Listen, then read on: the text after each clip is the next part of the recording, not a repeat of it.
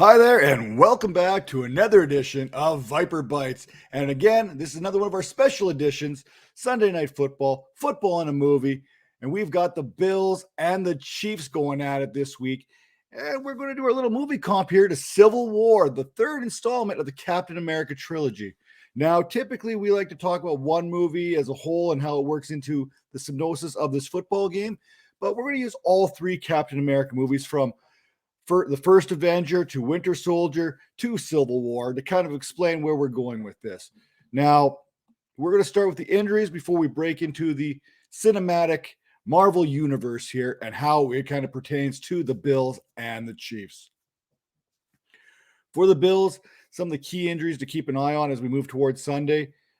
You got Tre'Davious White. He was limited with that shoulder injury. Matt Milano limited with a hamstring. He's coming off of did not practice, did not participate 2 days in a row, limited on Friday.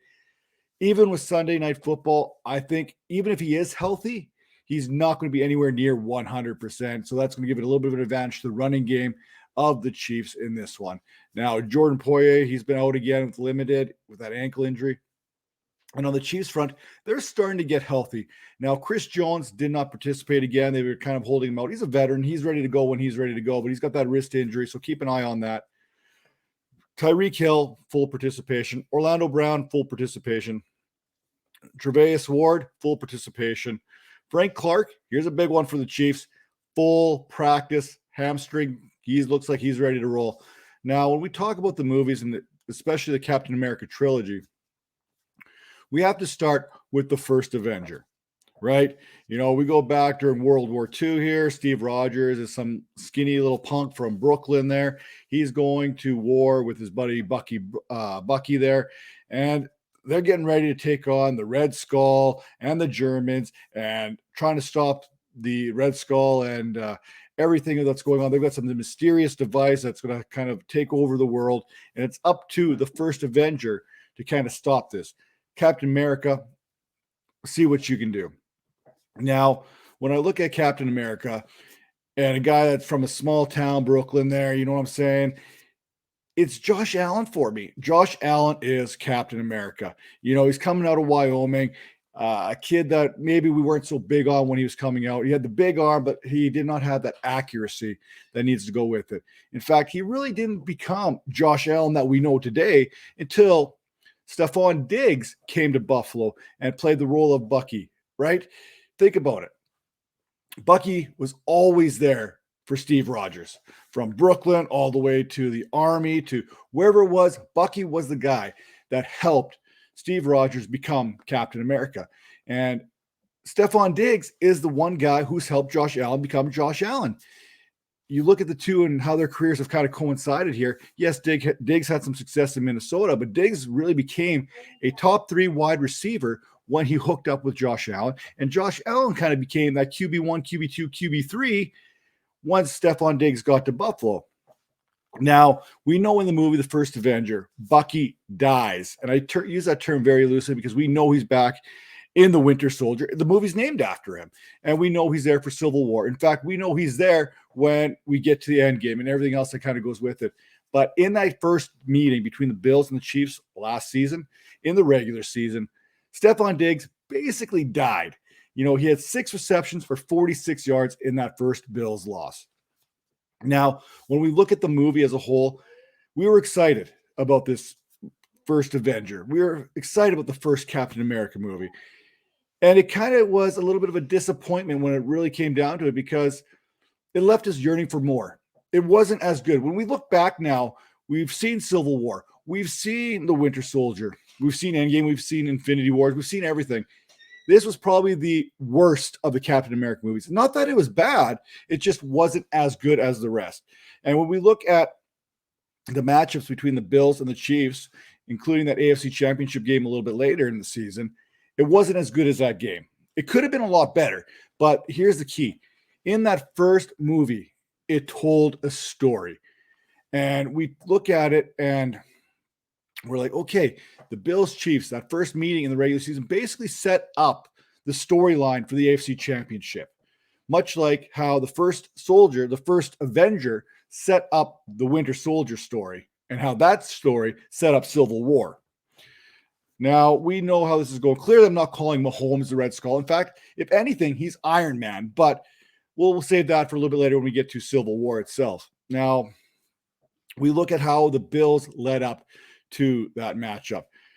You had the Dolphins, you had the Jets, you had the Rams with Goff, you had the Titans with Tannehill, you had the Raiders.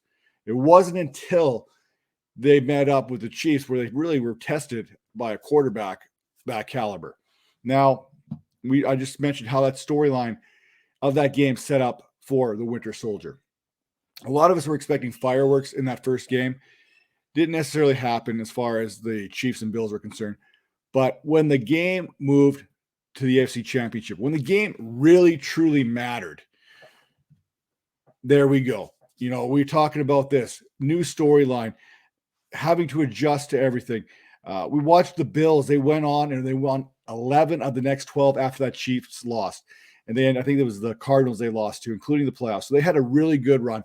And for me, it really signified, when we're looking at Winter Soldier, it signified the Marvel Cinematic Universe was going as a film, really pushed the boundaries of what we know of superhero movies.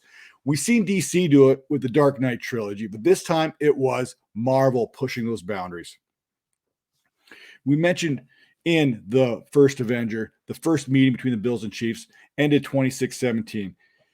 Didn't have the offensive explosion. This time, everything meant more. The Chiefs won this game 38-24, and maybe a small part of me has always kind of had Captain America in Iron Man's shadow, and maybe that's why, for me, Mahomes 2-0 last year, I think that's why Mahomes is Josh Allen's Iron Man. Josh Allen's kind of played that second fiddle type role. No matter how good Josh Allen has been, he's always been in the shadow of Patrick Mahomes. Now, when we look at the tail of the tape from that AFC Championship game, it's not that Allen was bad. He was 28 of 48 for 287 yards, had 2 touchdowns. He also added some yards in the run game there, so he had a very good outing. It was just Mahomes was flashier, just like Tony Stark, a little flashier, 29 of 38, 325, and 3 touchdowns. Now, the thing is, when we look at this matchup, we look at how Winter Soldier played out, we know exactly where this was going. We know where the divide eventually was going to lead to. We see in the next set of movies coming out, we followed it along, how everything built up. Not just because the Bills and the Chiefs didn't get to play each other again and again and again. No, we had to watch everything play out in the offseason, the additions that were added to both teams. Then we had to watch the first 4 weeks this season, how teams were adjusting to each one of these teams, how these teams would adjust to the schedule. So that's setting us up for Civil War, in which we'll talk about here very shortly, and why I really feel that this being the third installment of the Chiefs-Bills in less than a calendar year really signifies the third movie of the Captain America trilogy. Now, before moving on to that third film, like I said, let's keep in mind, I'm comparing the films more so than the players. I'll throw some player comps out there as far as Avengers are concerned. But like I said, it's not that the first Avenger was bad, not that the first game between these two teams was bad. And certainly not what Winter Soldier is not as good as Civil War, in my opinion. And I really think that this third matchup is going to be what we had hoped the very first matchup would have been with the fireworks. Now, when we look at the Winter Soldier, the story that it told us, it pushed those boundaries. That last game between these teams in the AFC Championship really pushed the boundaries. And you know what? Really, think of it this way. We have Josh Allen, Patrick Mahomes. They're young quarterbacks. They're really pushing the next phase of the National Football League. They're really pushing the next phase of what the quarterback position is. Much like Captain America and Tony Stark really pushed forward what superheroes were, how we view the superheroes and in the cinematic universe as the stories have been told. Now, here's the kicker. When we get to Civil War, you've got Team Bills, you got Team Chiefs, you got Team Cap, you got Team Iron Man, and how players basically choose their sides. And we basically have 2 sets of Avenger groups here between these 2 teams with how much offensive firepower each team possesses. Speaking of that firepower, it starts with Captain America, aka Josh Allen. On this season so far, 157 attempts he's got 1,055 yards. He's thrown for 296 yards per game, 9 touchdowns to 2 interceptions. He also has 34 carries for 147 yards and 1 more touchdown to that total. Add that all up, and Allen has posted a solid 93.1 fantasy points and has him currently sitting as the 7th highest quarterback. After averaging 5.4 yards per attempt in the first 2 games this season, Allen has seen that spike up a little bit, and he's letting it rip a little bit more at 8.3 yards per attempt over the last 2 games. Going back to last year, Allen had, like I mentioned, in that first matchup against the Chiefs, 122 yards passing and a touchdown in that regular season contest, and 287 yards passing and 88 additional yards on the ground in that AFC Championship. Now, Stefan Diggs, he is the winter soldier. 26 receptions on 42 targets, 305 yards, 1 touchdown. Mentioned earlier, he was Bucky to Allen's Rodgers. Diggs is essentially that man for Josh Allen. When you look at the other super soldiers, Bucky isn't nearly as jacked. Look at Falcon and Winter Soldier that came out on Disney Plus, but he's been effective in doing whatever he needs to do since coming over to Buffalo. Despite only 1 touchdown reception early on, Diggs is still the wide receiver at 19 with 62.5 fantasy points and averaging 15.6 fantasy points per game. Last week, Diggs got right.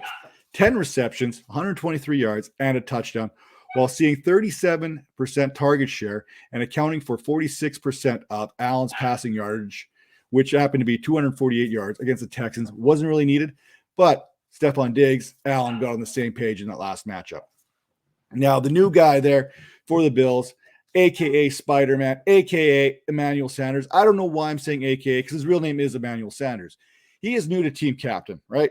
He is new to team captain America, and he is second in receiving yards with 268. He's got 16 receptions on 26 targets. Also second in receiving touchdowns with 2, trailing only Dawson Knox in that category. More on him later. Raise your hand if your spider senses were tingling in the offseason when the Bills brought in Sanders. Right now, he's averaging 13.9 fantasy points per game and sits as the wide receiver 25 with 55.5 points. It doesn't hurt when you're seeing 6+ targets over the last 2 games. Sanders has 5 or more receptions along with 70+ receiving yards over that period. More good news for Sanders. Not only is he trending up, but Devonta Smith posted 7 catches for 122 receiving yards last week against the Chiefs. And the Chiefs secondary, they're giving up 14.2 yards per reception to opposing wide receivers. Now, Cole Beasley is second in receptions and targets behind Diggs with 25 receptions and 32 targets. He's got 210 yards, but has yet to score this season. Since Sanders' arrival, he's really affected Beasley's fantasy value. Right now, Beasley's still wide receiver 40, still getting 46 fantasy points, and he's still averaging 11.5 per contest.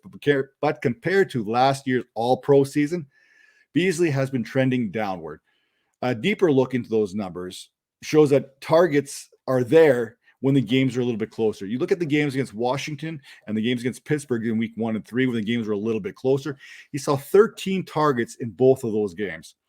Then you look at the targets that he saw against the Dolphins and the Texans, both games in which the Bills shut their opponent out. He saw 4 targets against the Dolphins, 2 targets against the Texans. Last year in the matchups with the Chiefs, those 2 games, Beasley had 16 targets. He had 11 catches for 133 yards and 1 touchdown. Now, the double-headed monster, so to speak, for the Buffalo Bills in their backfield, the combination of Zach Moss and Devin Singletary.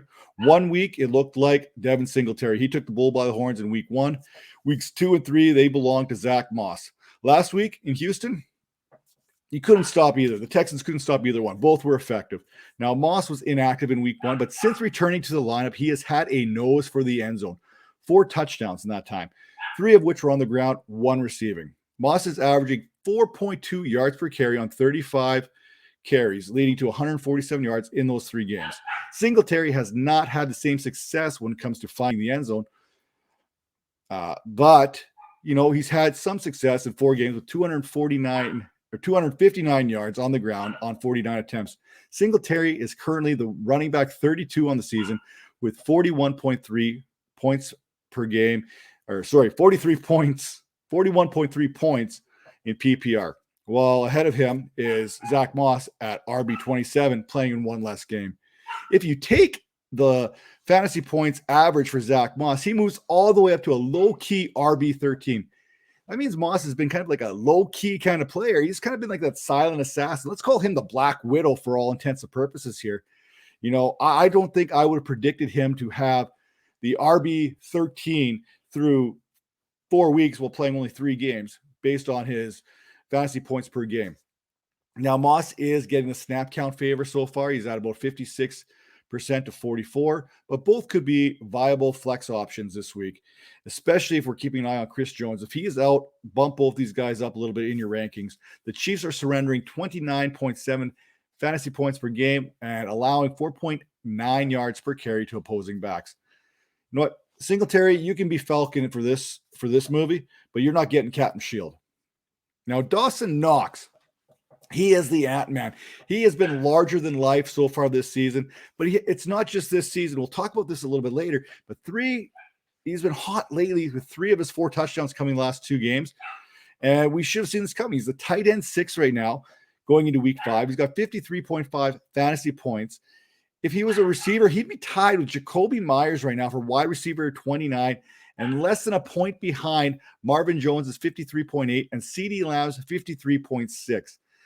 He's seen an uptick in targets going from Washington's 5 targets to Houston's 8 targets last week. And on the season, those 4 touchdowns, he's got those 15 receptions for 144 yards. Again, I don't know why we're talking about him being a sleeper or being shocked by this, because if we look back to the production going back to last season and we go back to those last 13 games that he's played, he has 9 touchdowns, including scoring in 8 of the last 13 games. Now, we know Scarlet Witch, she played on Team Cap. There's no one worthy of Scarlet Witch in this matchup. I'm sorry. She's like a next tier up. So, I mean, you can't even comp her, so we're not even going to try. We're not going to do that disservice to the Scarlet Witch.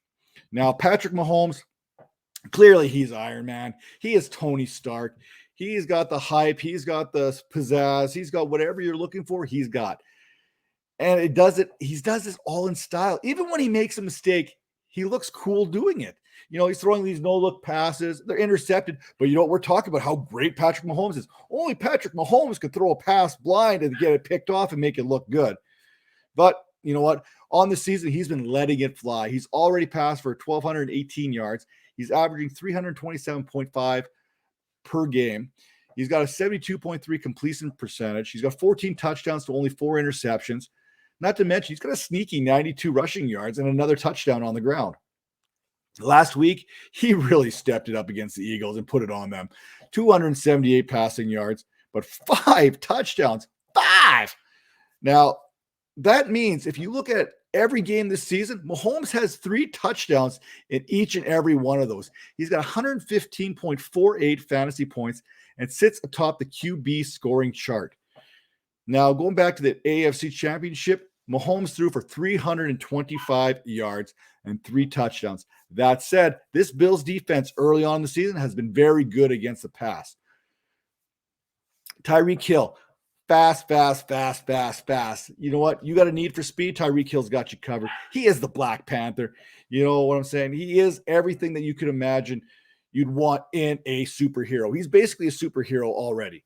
Now, he is, and while I'm mentioning that, he's already back on top of the wide receiver food chain, mostly because of that week 4 performance against the Eagles. I saw him score 3 touchdowns, which, by the way, those 3 touchdowns are 75% of his touchdown total so far this year.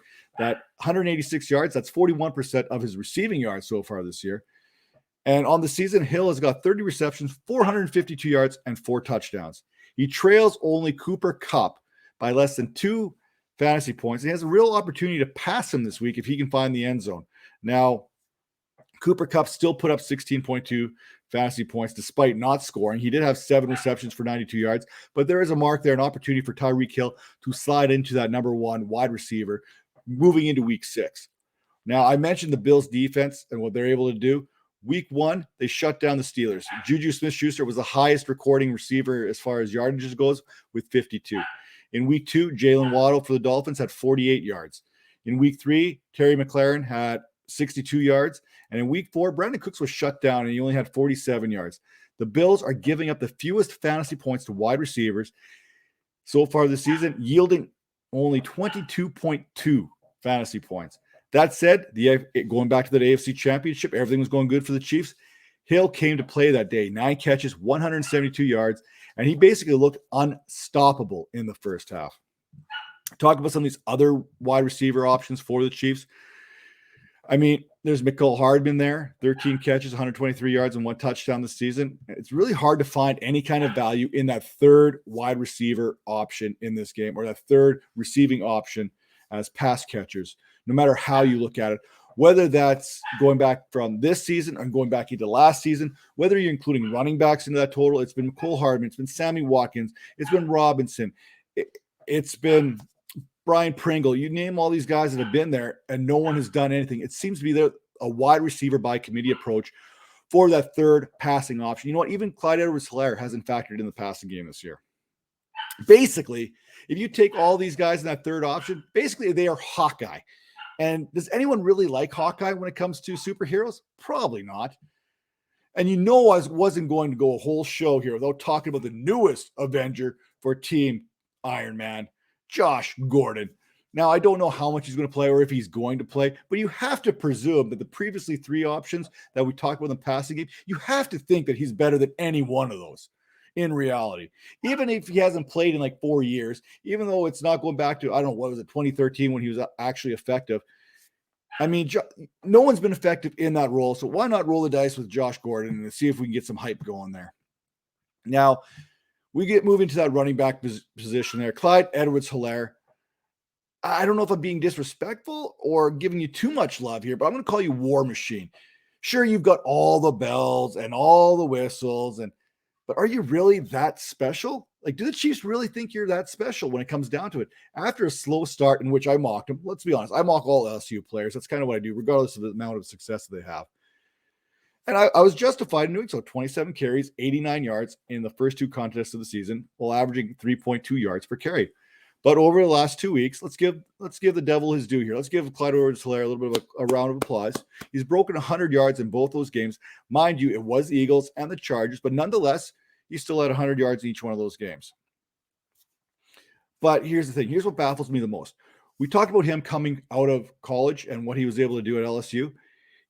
He hasn't been effective in the pro game. And even furthermore, this year, he's only got 7 receptions. He's only got 50 yards. He scored both times. He's actually had more touchdowns in the passing game than he has in the running game, which is absolutely mind-blowing because he's had 58 carries, 291 yards, but Darrell Williams has scored twice. He's vultured them both times. If Clyde Edwards-Helaire can get any run on the goal line and maybe punch it in, he could flirt with RB1 status. However, that hasn't been the case. He's sitting at RB22. He has only 49.1 fantasy points this season. And despite perhaps his 2 best games on the ground, it's 2 of his lowest snap counts. He's got 62% of the snap in week 3, 52% last week.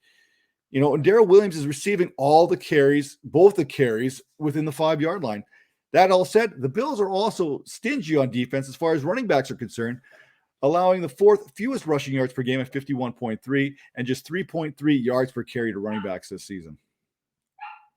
Travis Kelce, what more can you say? I really wanted to comp him to Thor. Unfortunately, Thor wasn't even in Civil War. But think of Thor when he got his hair cut and then in Ragnarok, and then Kelce shaving that beard. Kind of coincides, but reality is we're going to give him this title of Vision because outside of the Scarlet Witch, there ain't nobody stopping Travis Kelce. Now, Kelce is the bar when it comes to the tight end position. He has 32 targets and has hauled in 24 of those for 312 yards and 3 touchdowns, and easily the most consistent weapons that Mahomes has at his disposal. Kelce would be the wide receiver 9 right now with 73.2 fantasy points through 4 games. Only Kupp, Hill, Deebo Samuel, DJ Moore, Mike Williams, Terry McLaurin, Justin Jefferson, and Devontae Adams would have more entering week 5. Kelce has had a couple down weeks, I guess if that's what you want to call it, where he's failed to hit 20 fantasy points after doing so in 10 straight contests previous. Now, going back again, let's get that Mahomes magic going, back like we did back in the AFC Championship last year. 13 receptions, 118 yards, and 2 touchdowns in that game. Now, how I see this kind of breaking down, why I'm comping it to Civil War on Sunday Night Football, you know the symbiosis here. The events following the Age of Ultron, the Super Bowl there, kind of really broke up the Avengers. The Chiefs kind of took one on the chin from the Tampa Bay Buccaneers. The Bills sat back. They watched this. There was kind of some legislation put in about Superman, superpowers kind of going on there. Basically, Civil War, if you want, is basically Avengers 2.5. Maybe the best storyline of all three. Definitely the most fireworks. We had some a severing relationship between Captain America and Tony Stark. The film was absolutely from start to finish fantastic. You had conflict, you had partnerships, you had, this internal turmoil within the players, the real test of each of these guys. You had that huge battle scene between the Winter Soldier and Captain America and Iron Man. And you're like, this is fantastic. And I think that's where this game is going to line up here right now. And it's going to take both Josh Allen and Stefan Diggs to take down Iron Man in this movie. It really is in this game. You're going to have to see the Winter Soldier, Captain America, and what they did to Iron Man. That's what Josh Allen and Stefan Diggs are going to have to do for the Bills to win this game, to win this third installment of the Bills and the Chiefs. In the end, whether you're Team Captain America or Team Iron Man, we're all going to be winners when we look at this. And whatever the outcome is, you know what? I'm looking forward as a football fan to sit back and watch this game, because it's not very often we're going to get two teams of this caliber facing off with two of the top quarterbacks, two of the top wide receivers in the game. It's going to be fun. Sit back and enjoy, because I expect this, much like Civil War, to be the best of the three games, be the best of the battle between the Bills and the Chiefs. And I'm looking forward to many more to come after this. With that all said, thanks for joining us. This is our Sunday Night Football and a Movie. Chiefs, Bills. Make sure you head over to fantasypoints.com. Get that subscription, 21 Vipers 10. You won't be disappointed. You want facts and stats and numbers? That's the place to go. And you get 10% off. And because we're already a quarter of the way through the season, it's even discounted further. So make sure you check that out. Also, make sure you check out the Vipercast every Wednesday, 10 p.m. Eastern, where myself, as well as Calvin and Major and Tara, we get together. We preview each and every week. So you're not going to want to miss that. You get some bold predictions. You get some waiver wires. You get some starts and sits. And we're there to answer your questions all night. So make sure you get those questions in. And with that being said, this is Viper Bytes. This is Sunday Night Football. We'll see you next time. Take care.